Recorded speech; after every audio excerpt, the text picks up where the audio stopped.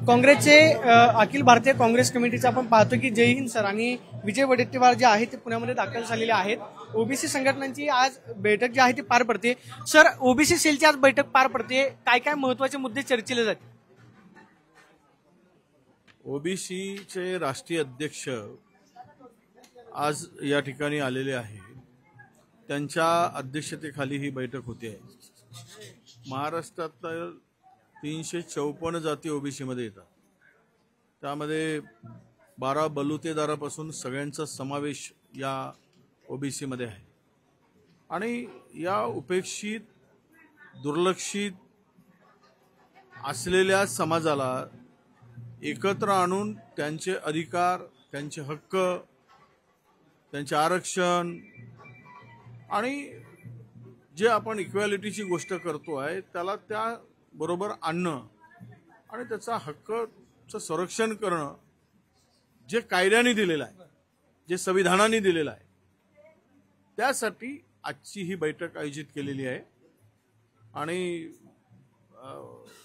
पश्चिम महाराष्ट्रातील इतर भागातील सर्व ओबीसी एकत्र येऊन यावर एक चर्चा सत्र घडून आणावं, चर्चा करावी आणि या चर्चेतून नव्यानं या समाजाला पक्षाबरोबर जोडत असताना त्यांचे सामाजिक जे काही अधिष्ठान आहे, सामाजिक त्यांचा तो प्लॅटफॉर्म आहे, त्याला मजबूत करायचं आहे, ही त्यामागची भूमिका आहे। बीडमध्ये पुन्हा एकदा आणखी एक ओबीसी पालकांना जे आहे ते आत्महत्या केलेली आहे। आत्महत्यांचं सत्र दिवसेंदिवस वाढतंय, हे थांबवण्यासाठी काय केलं पाहिजे? आरक्षणाचा जो किचकट मुद्दा बनलेला आहे त्याच्यामुळे आत्महत्या होत आहेत असं वाटतं?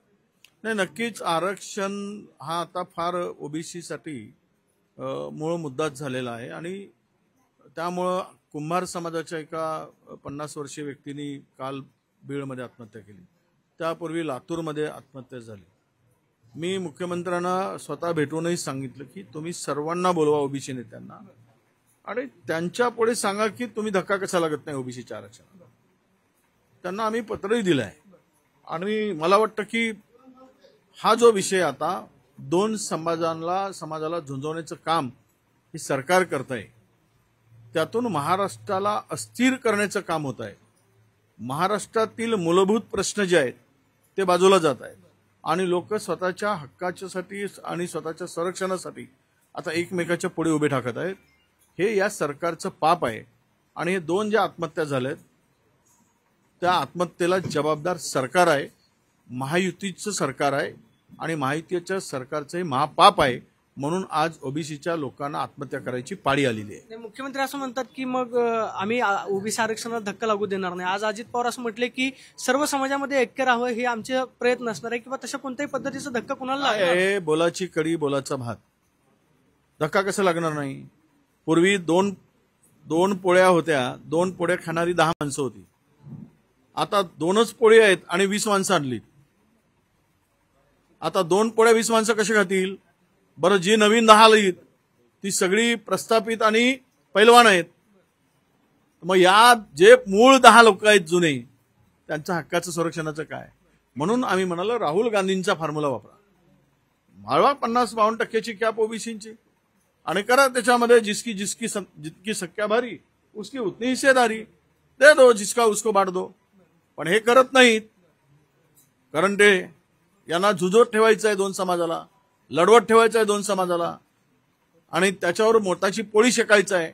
हे मृतकाच्या टाळूवरील लोणी खाणारी विचारसरणी या राज्यामध्ये आणि देशामध्ये आहे, म्हणून हे दिवस ओबीसींचे आलेले आहेत। शेवटचा प्रश्न, काँग्रेसची भूमिका काय असणार? वर बोलू ना आता भाषणात। आपण पाहतोय की 2 समाजाला झुंजवत ठेवण्याचं काम जे आहे ते राज्य सरकार करतंय, अशी प्रतिक्रिया विजय वडेट्टीवारांनी दिली पालकमंत्री। कॅमेरापर्सन अभिजित पिसेसोबत प्रदीप कापसे, TV9 मराठी, पुणे।